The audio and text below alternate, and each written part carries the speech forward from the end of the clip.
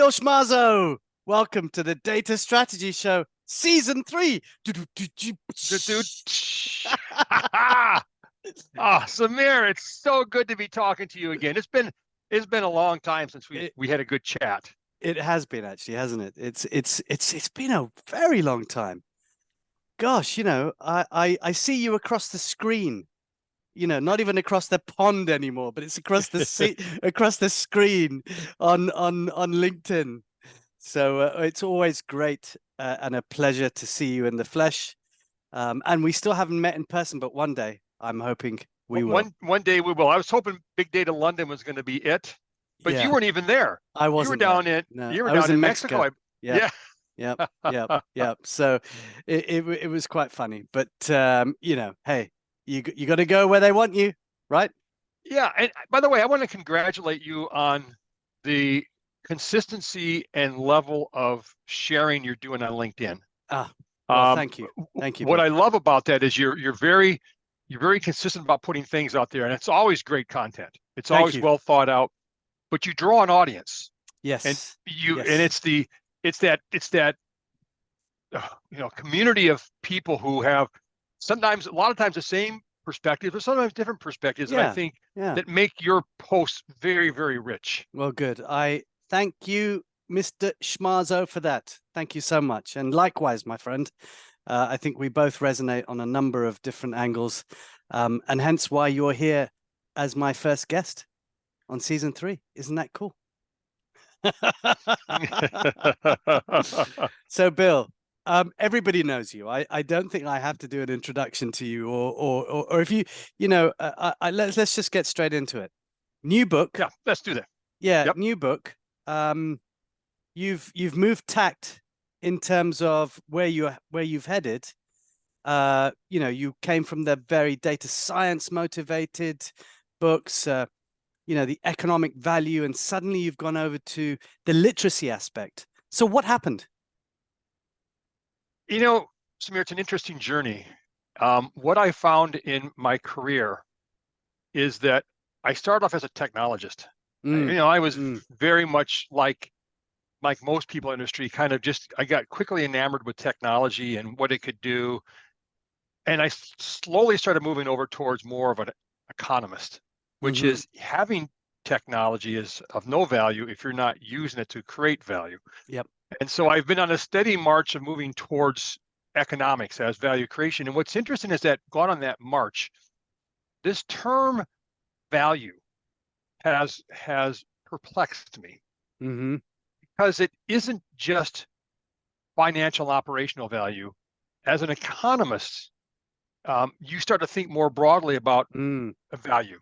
Economic value includes, suppliers, it includes employees, it includes community, it includes diversity, it includes a lot of broader things. And so as I've gone into this value conundrum of trying to understand and articulate value, I have found that I become more human, more of a humanist, which is where design thinking has started to work its way in, right? And so if you can't talk about value, if you don't have a good perspective on how do we define how value is created, not just at the corporate level, but at the individual level.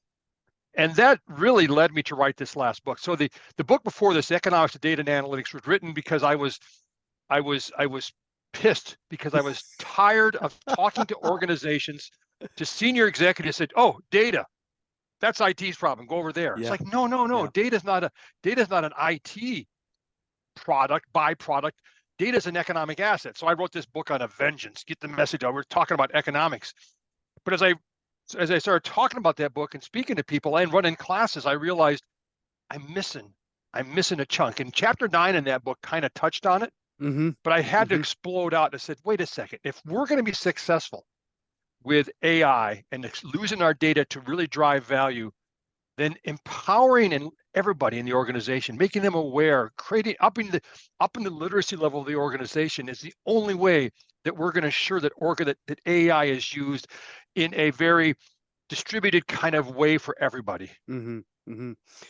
So, yeah, I've tried to understand. Long answer, huh? Sorry, it was a really long answer. And I think it's it hits the notes, because actually what I've tried to do is to sort of uncover, why Bill has gone on this journey.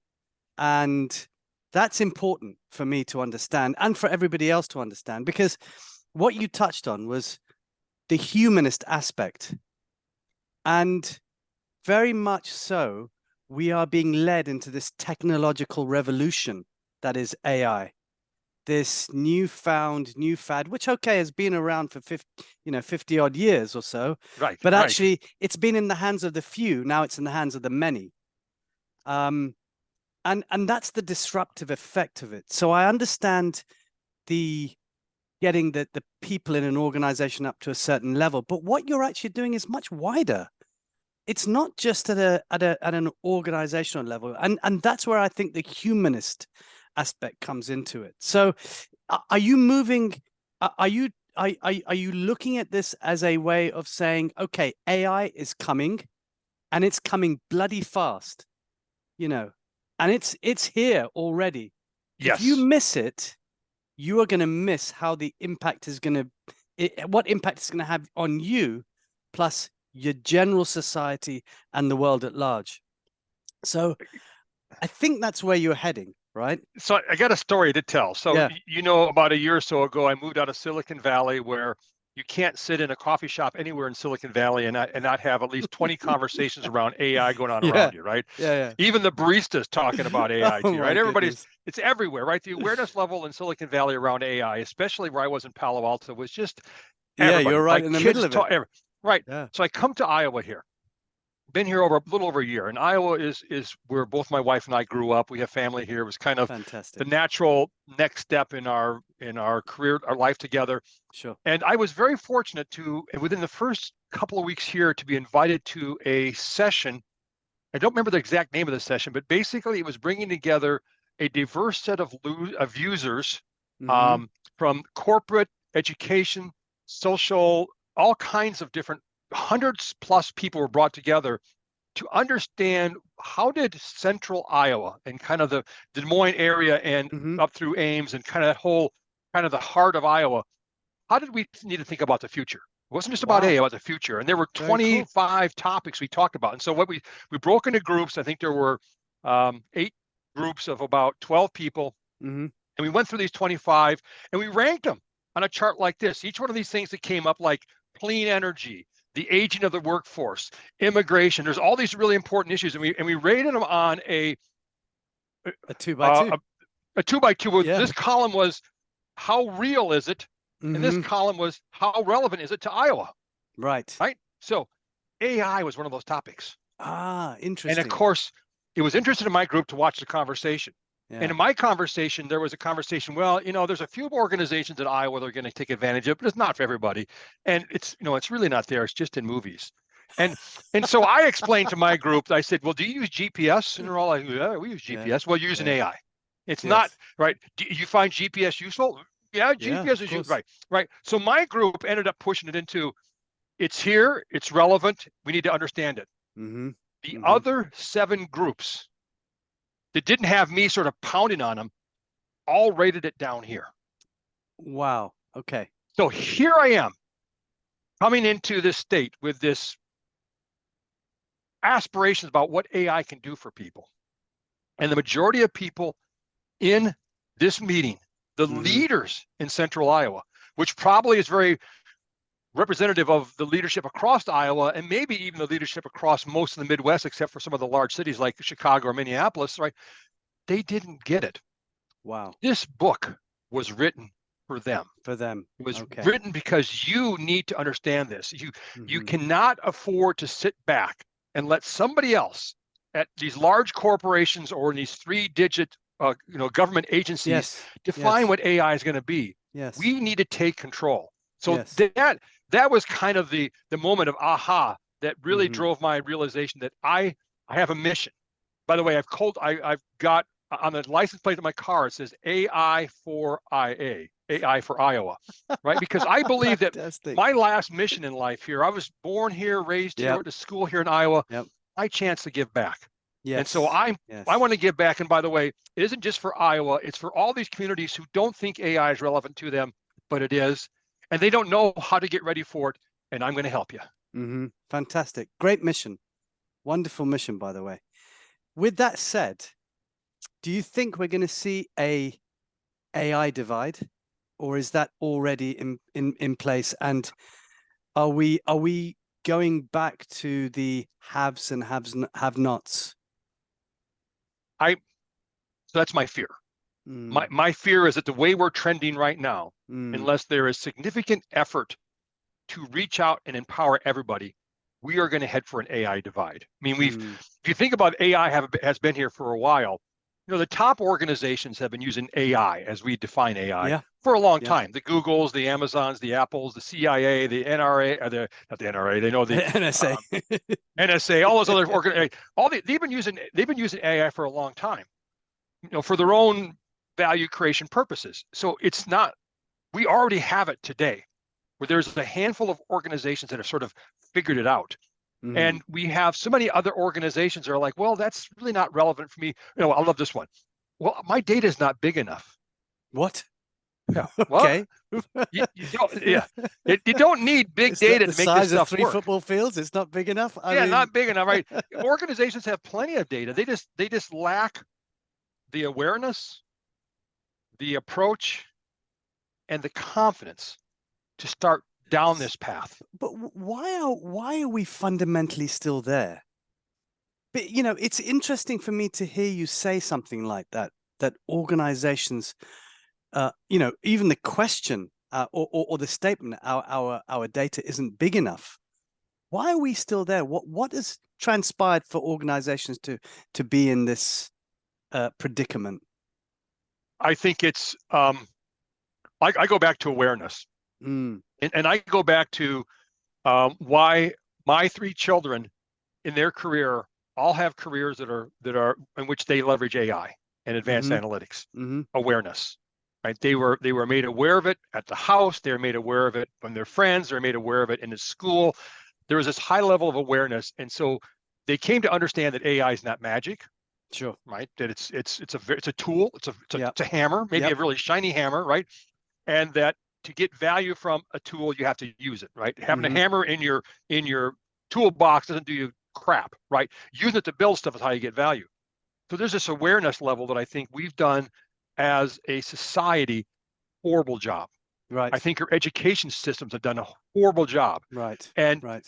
It's there in front of us, but we don't make our students aware of it. And so one of the little experiments I ran here, of course, I taught a class at Iowa State. Now, I'm not going to try to compare Iowa State to a Stanford or a Cal Berkeley or et cetera. Sure. But these students were sharp. They were motivated. They were creative. I gave them my methodology, ran my Thinking Like a Data Scientist class, and the output they came up with was as good, if not better, than any other class I've done this with. And sorry, so how old were they? These were second-year MBAs. Okay, second-year MBAs. Okay. They were great. Right. They were solid. They were as good as any corporation I've gone through. So it isn't a case of smarts. And I'm actually working with a couple of startup companies here, startups of youth who are starting their own companies. It's not smarts. It isn't that they're not as smart.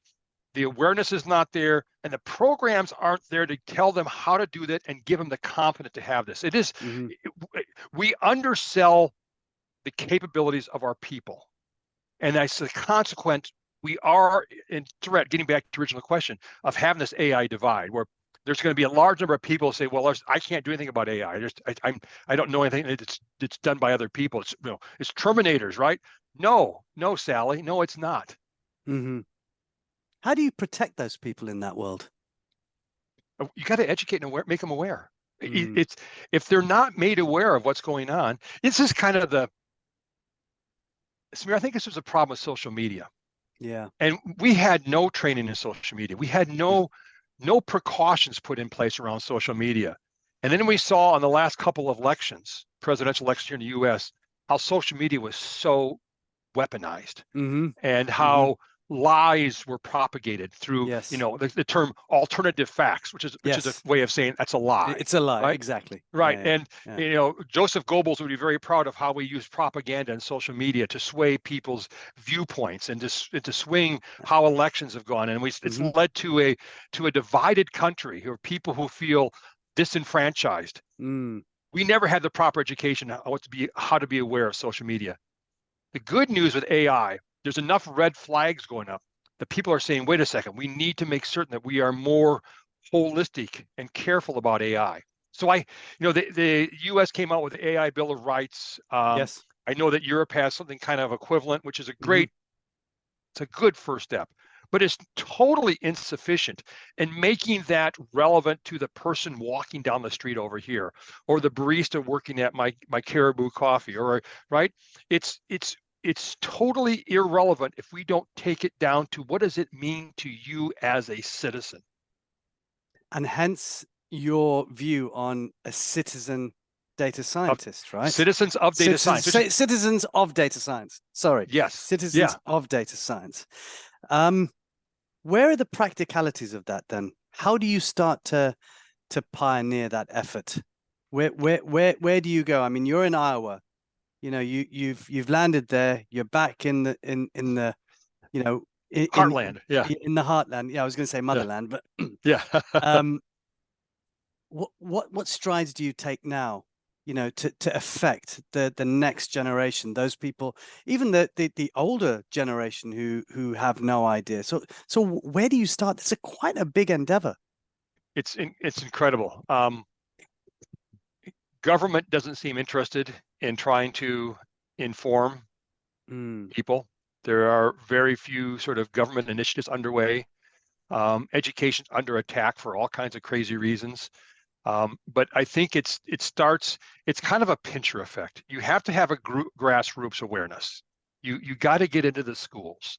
And yes. and I'm actually working on a blog that by the time our podcast comes out, this blog will be out. But it's basically, I took the book and I wrote a short blog, hopefully engaging blog for grade schoolers, Mm-hmm. to help them understand what's going on, just to raise their awareness. And so I think we need to have a push at all the educational levels, grade Okay. school, middle school, high school, Yep. all across universities, right? It Mm-hmm. isn't just the data science department. It isn't just Sure. the business department. It should be every part. So I think there's that grassroots, but we need leadership at the Mm-hmm. government level that says we need to make this inclusive to avoid the problem you talked about this AI divide. Yes. I don't hear anybody in the government talking about it, at least here in the States.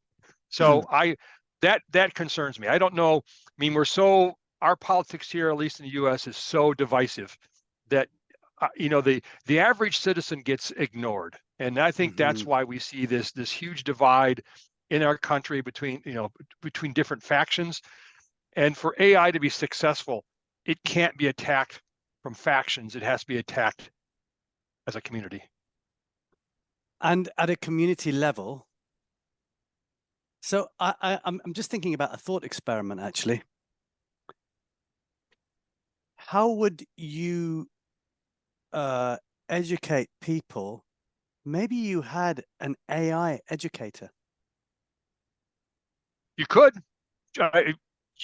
We certainly seen with Chat GPT and Mm, such that mm, these tools are very useful in doing educational activities.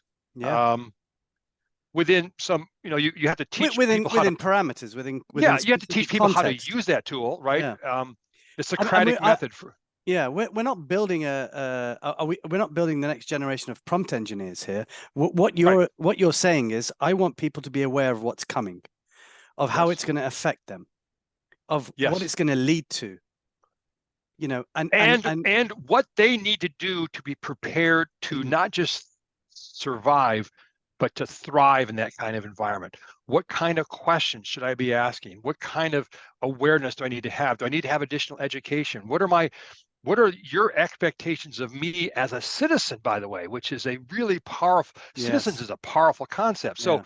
I do think that we're not talking about turning people into machine learning engineers. No. We're talking about No. making sure they understand what does AI do, and how can I collaborate in that process to make sure that AI is working to the benefit of the whole community. So let's go back to government, because you've talked a lot about what the government isn't doing. What can they do? What would you like them to do?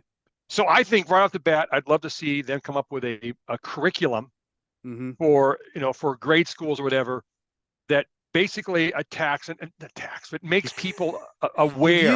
You've used that word quite a few times, attacks, Yeah, but attack. No, make them aware. I'm too divide. So makes people aware. I think we come up with a common curriculum that's not only used across our schools, but is given to all of the citizens of the United States, for example, or the world, to mm-hmm. make sure they understand this Mm-hmm. thing. We're not Mm-hmm. talking about, again, a massive amount of money have to be spent. We're talking about creating something that makes people aware, helps them understand what it does, and clearly defines their role as a citizen in making sure that these AI models are delivering meaningful, relevant, responsible, and ethical outcomes. And in schools, I mean, schools in the UK have a STEM or a STEAM component, science, technology, engineering, Engineering, arts, and maths. So, my yes, daughter yeah, has STEAM. There are some yes, STEM. Isn't that where we would see something like that being delivered as yeah, as that vehicle? yeah. So it's already there. I think the mechanism's already there. But we need to make sure that every school has access to this. It Mm, isn't just mm, I just don't know how prevalent STEM is or STEAM is across all schools. Are all sure, schools getting the same opportunity? But sure. is it only the Or ones is that there a have, divide there as well? is there a divide there? Yeah. Honestly, I don't know. It just shows my lack of understanding, which again, why is if we had a government who said everybody's going to get STEAM training, but I like STEAM better than STEM, by the way, right? Everybody's going to Yeah. get STEAM Yeah, training. so That's do going I. to be, Yeah. and here's the curriculum for STEAM, Mm-hmm. right? Which would include AI and data literacy Sure. for all those, right? So again, government could take and I know there's a lot of people in this country who hate government intervention, but government is designed to raise the waters, the tides for everybody. And we want to create citizens across the country who are not only aware, but know how to use these capabilities to create value. I mean, that's how we as a human race survive. Mm, We want to get mm. better and smarter about what we're doing. We want to learn, we want to innovate. So to me, a standardized STEM or STEAM kind of a curriculum that included something around AI and data literacy would be a perfect vehicle for that. Yeah. No, I agree. And I think there are definitely opportunities to do that. On the other side then of the Bill of Rights, where would you like the Bill of Rights to go? Where is that? You say it's in its first draft, basically. We've probably got a long way to go, but ultimately, where would you like to see that be developed towards? So one area, for example, outside of the overall awareness and such, and a Mm-hmm. program to address that through, like you talked about, this a STEAM kind of standardized program. I think in one area is how do we define the variables and metrics around which we want the models to operate? Okay. So the government could take a very strong leadership role in defining these are the variables and metrics we need to consider. Like, for example, um, there are things you can't do in a model. You're not supposed to do. Like in the US, we have the Fair Credit Reporting Yep. Act, which says you can't make credit decisions based on people's age, based on their gender, Sure. based on their race, based on their sexual orientation. Mm-hmm. Right? There are categories of there are protected classes. Mm-hmm. Right? We need Mm-hmm. to make sure those protected classes are enforced in Right. these models. And what's tricky here, it isn't just like 5 variables. It's a combination of proxy variables around that you could use to help figure out, oh, that's this kind of a person by the Right. kind of music they listen to, by Sure. where they live, right? And so the having protected classes is important because what we're trying to do is give everybody an equal opportunity, Mm-hmm. right? Equal, Mm-hmm. not an equal outcome, right? I Mm-hmm. don't believe in equal outcomes, but I do believe we want to give everybody an equal opportunity. We want to level the playing field. We want to Yes. define in basketball where that 3-point line is, so Mm-hmm. everybody knows where that 3-point line is, Mm-hmm. right? It's not here for certain classes of people and here for other classes. And so the government could go a long ways in not only articulating that these are the protected classes that your AI models cannot use, but these are the proxy variables that you also cannot use. Right. And Okay. The start laying typical, it, yeah. I mean, there's more we could do on the variables and metrics, because that's one of the key things I think that worries me about AI models, because if we don't build enough variety of variables and metrics in our AI models, we're going to end up with all kinds of unintended consequences and confirmation bias, the two real big gotchas in an AI model. Which is happening right now anyway, which is endemic in most of the models that we see. Yeah, there's a great book by Cathy O'Neill called Weapons of Math Destruction. God, I love that title. I was like, I wish I'd have thought of that name, right? It's a marvelous read. She's got a nice TED Talk on YouTube. I had my students review it, because she goes through and says, this is already happening today. We already have these biases in our models today, right? So it isn't like, surprise, this is not new news. And so I think the government, and then next step in that Bill of Rights, whether it's in the US or in Europe or Asia or wherever it might be, the next level is say, these are the variables and metrics around which you need to think about, and these are the variables and metrics that you can never use. That you are not allowed to use. And if you use those, we can put all kinds of penalties in place, and take your firstborn child, take all your stock options away from you, etc. And then what about the powerful organizations that are the top 5 most powerful information organizations that wield incredible table stakes? We don't want to bring them down, but we do want to have them play by the same rules. Right? It's kind of like my frustration. I don't know how much you know about bolted already. Sure, it's out. We corral it. We bring it back in. Right? We can define the rules. Right? But we have to define them and then enforce them. So in the NBA basketball, I don't know much about NBA basketball, but there's this rule called traveling. Right? You can't take the ball. And you can't take two steps before you. Correct. Yeah. I know what traveling means. You can't do that. Right. So everybody has that rule, except for LeBron James, who has this move he calls the crab walk. Now, walking is technically a traveling. He has a move called the crab walk. Right. Which by this very name is indicative of traveling. Yes. And he gets away with that move all the time. Wow. And to me, it's like, wait a second.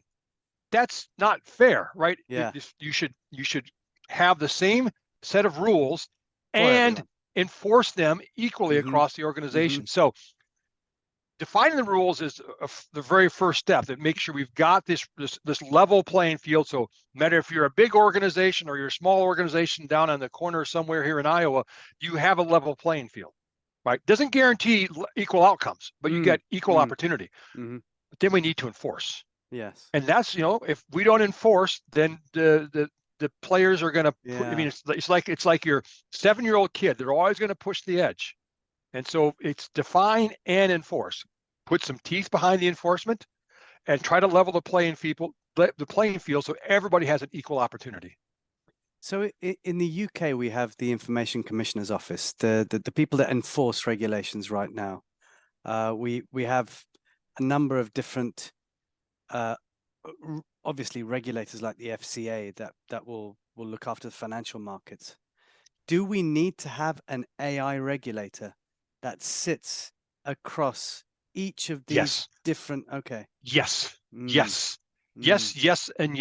If we think that AI has the potential to do so much good as to a society and the quality of life and quality of living and healthcare and employment, if we believe that AI has this great potential for good, and we know it also has great potential for danger, then we should have a commission that sits across all these organizations designed to define and enforce a level playing field.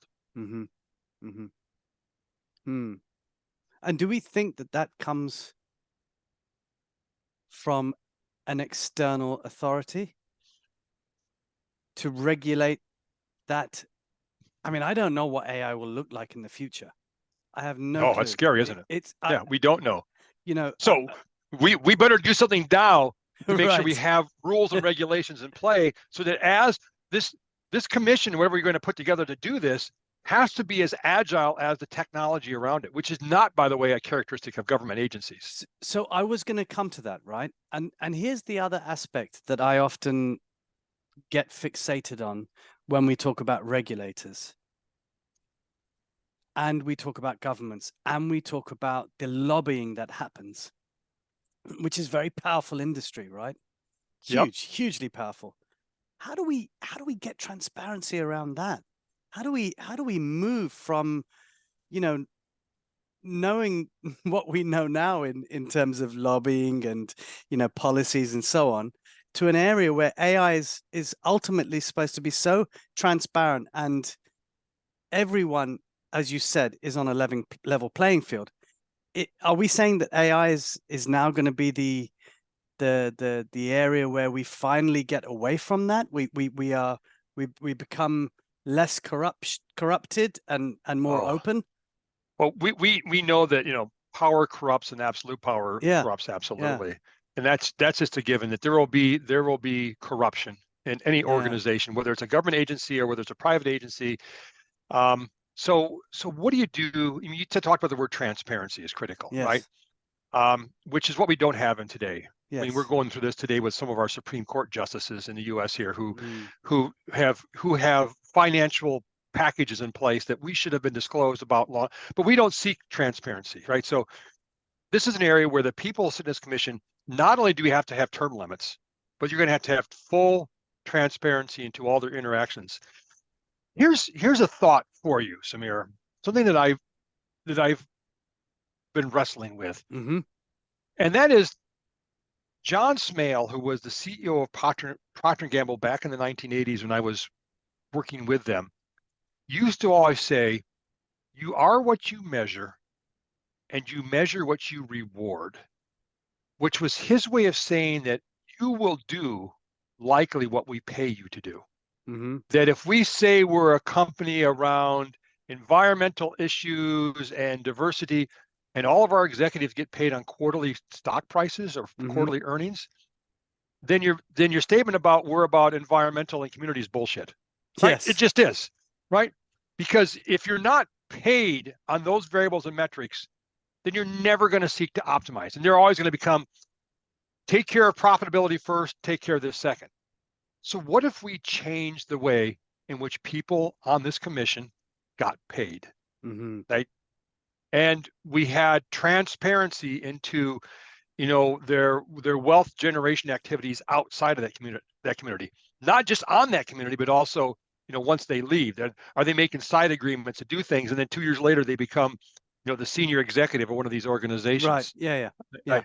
So I think it's a really, really hard problem. It's a hard Mm, problem that we've not solved from a government perspective. And it does, when people rail against the government, they always talk about the corruption inside the government, and it's really true. There's tons of it. There's tons of fraud and corruption, but there's also fraud and corruption in private agencies and of private course. entities. Of course. So I think the key is what you said is this transparency, understanding what these people are, where they're getting their money, both in the past, today, and in the future, term limits, but we also got to measure them differently. I mean, Mm-hmm. I would love to see a CEO came up and said, here's how I'm going to pay my management team. We're going to get paid 25% based on earnings. We're going to get paid 25% based on our environmental impact. We're going to get paid 25% based on our community impact and 25% on our whatever ethical behaviors, whatever it is, right? Mm-hmm. That Mm-hmm. you have. So we ask our AI models to do that, right? We Yes. build, we build our AI models. We have all these different variables and metrics across Yeah. it. But We yet our never ask leaders, the we give, humans. Yeah. yeah, we ask less of humans, right? Yeah. If we expect Yeah. AI models, we expect them to do this, and we put these demands around them. By golly, why can't we put the same demands around our leaders? Absolutely. And coming back to the human factor here, which is not Yes. going to erode.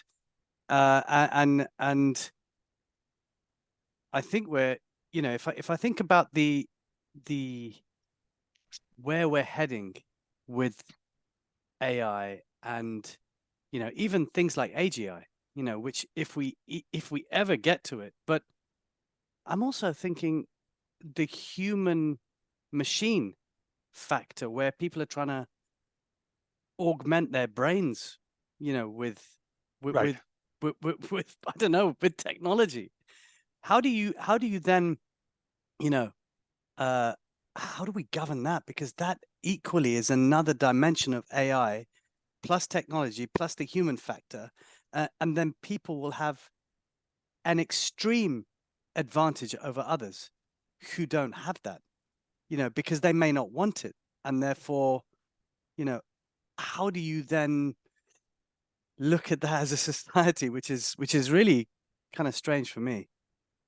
So by the way, Samir, this is why I love talking to you.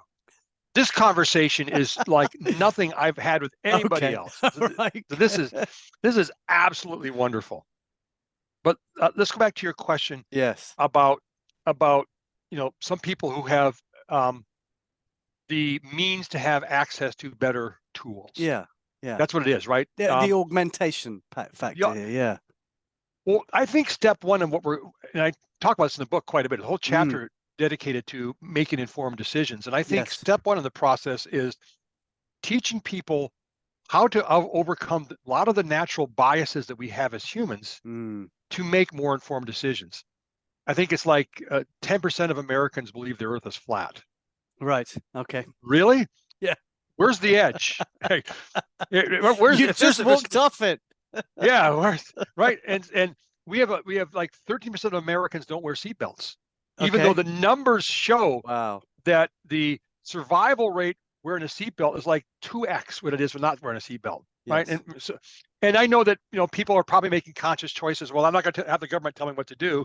Okay, Sure. just so you know that if you get in a car accident and the impact is if you get in a car accident and you get hurt and need long-term care, I'm going to end up paying for that through my Mm-hmm. taxes, Mm-hmm. right? It doesn't just impact you, it impacts society. Yes. And so the thing that we need to help and educate, again, starting in our grade schools, is how do you leverage data and analytics to overcome these natural biases to make more informed decisions about what food you're eating, what movies you're going to, what you're believing when you read something on social media.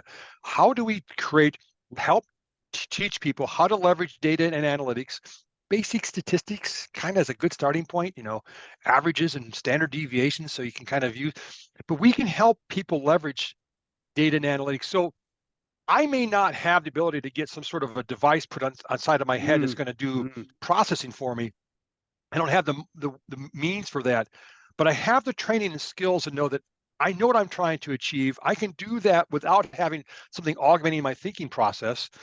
That I think it just starts by making sure that we teach people how to make informed decisions and how to overcome a lot of the biases that infiltrate their life today and cause them to make all kinds of crazy statements and decisions. Isn't that though about, I'm thinking about that informed decision piece, and I'm thinking about what you've just said. Isn't that the ethical basis of society, basically? What you have Amen. referred to? Yeah. You know, Well, I've written a blog, at least one, where I talk about I at think least God one. was in a You've written many. yeah, no, wait a minute. Yeah, At least way too one. many. Yeah. I wrote a blog. I said, I believe God is an economist. Okay. Okay. Right. If you think about the lessons in the Bible and the lessons as taught by Jesus, is he's thinking more holistically Okay. about economic value as defined from an economic perspective Mm-hmm. on how it affects other people, how it affects community, how it affects your environment, right? I think there's a lot of economics in the Bible, which I know sounds really, really weird. And my biblical friends probably No, think I'm we're having a wacko. good conversation about this, But you think about that, and I do think it gets back to the very heart of how we as a society our roots around value definition. I think the golden rule, for example, treat thy neighbor as you'd like them how to treat you, Mm, is a fundamental way of life, which most people really don't understand or listen to or obey. But it's also the basic premise, I guess you could say, on how you develop an AI model. yeah. I want an AI model that treats everybody like I would want to be treated. I get that, and I do get that. But the people who are creating the models, I mean, essentially, who are we? We are a derivation of a caveman. We had Yes. tribal influences. We have we have that judgmental. We like to go to war. We like to have conflict. You know, um, But we evolved. We have evolved, though. we We have evolved. we have We can learn I to get evolve. that. I get that. Right. Yeah. So go on. But, No. no, so I mean, but I think it's a really important point. We have learned to evolve, right? In the U.S., everybody used to smoke cigarettes. Now the Mm, number of people who smoke cigarettes in the U.S. is it's a fraction of what it used to be because we educated, we made people sure. aware, right? Yeah. Awareness and education is a great starting foundation. I think same thing with AI and ethical outcomes. It starts with awareness. It starts with education, and they make sure everybody's aware so that they have everybody has the right to demand if an AI model is making a decision, I have a right to know what variables and metrics it used to make that Agreed. decision about me. Yeah. Right? If it Yeah. denied me a job or denied me a loan or denied me entry into a museum or something, I want to know the rationale. I want to know Mm, the variables and mm, metrics. We need to be empowered to ask those questions, to become like Tom Hanks in the movie Big and raise my hand and say, I don't get it. And I do think it's back down to a lot of the religious foundation aspects. Again, I mm. think the religious aspects are also the economic aspects that Yeah. we need to think more holistically as a society and as individuals. How do we define value? Yeah. Yeah. That's a great way to look at it. And I actually have never sort of considered the religious view in terms of the way you've put it. And I think I'm going to explore that more. Where do you think we are? Transparency, ethics, all of the things that we've talked about, the Bill of Rights. Where do you think we're heading as as this technology gets accelerated? I mean, look, GPT came out just a year ago, yeah, and we've had so much of an overload, but the the ability to go from the first iteration of GPT to where we are now, I think it's what, 3.5 or 4. Yeah, we're at Um, 4 now. Yeah. yeah, 4. That's it, the leaps that have been made have been quite significant. So in another year, where are we going to be? What are we going to be able to do that's significantly quicker, better, and optimize ourselves, basically, you know? I would love to pull together a diverse group of people Mm, and go through an exercise to ideate the potential unintended consequences of AI, all of different ways it could go wrong, and think about the different scenarios we have there. Because I don't think there's one. I think there's a multiple scenarios of how this plays out. I think we're at an inflection point now, we are, and we're going to be yeah. at other inflection points, right? We know the technology is advancing much faster than I think we ever thought. Mm-hmm. You know, the Chat GPT scared a lot of people, Yes. and that was great. Yeah. It raised awareness, which was step one in the process. So this thing is here today. You can't deny it. I think we need to think through as a broad society. What are all the different paths that could go on here? We're not going to get them all because we don't know what we don't know, but we could probably think through, if we don't train people, we see the divide. If we don't define transparency, we see corruption. If we don't define the right variables and metrics, we see unethical outcomes, right? So I don't know, Samir, how this plays out. I don't have because I don't think anybody knows because the game's not been played yet. And there are Mm, all these different mm, paths that could come out. And the path we take will depend on society bringing together different perspectives and different views to figure out what path we end up taking. If we become, like I said, if we become exclusive, we'll have the divide, right? So I think part of what our charter is to continue to be out there trying to make sure that everybody has a voice. I mm-hmm. mean, that was why I Mm-hmm. wrote the book, right? I Yeah. wrote that book because I really wanted everybody to feel not only be aware, but feel comfortable and confident to have that conversation. That you don't need to be a data scientist, but you do need to become an empowered citizen of data science. Fantastic.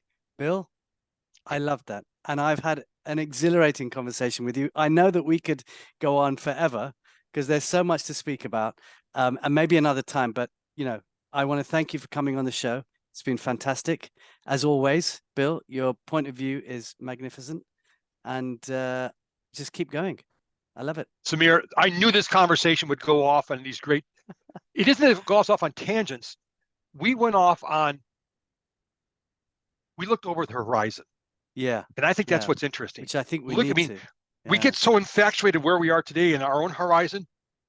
Sometimes we need to pause and say, well, what could happen over the edge of that horizon? Yeah. And start to contemplate, what is the desired outcome that we want for AI? And what do we need to be doing today to make sure we're driving towards that outcome? Correct. Yeah, because it could go in very, very different ways. And those paths you talk about could be quite scary. But hopefully, let's be leveled, grounded, and confident and comfortable, which I love about what you said. Great. Yes. Thank you, Bill. It's been a Thanks, pleasure. Samir. Thanks.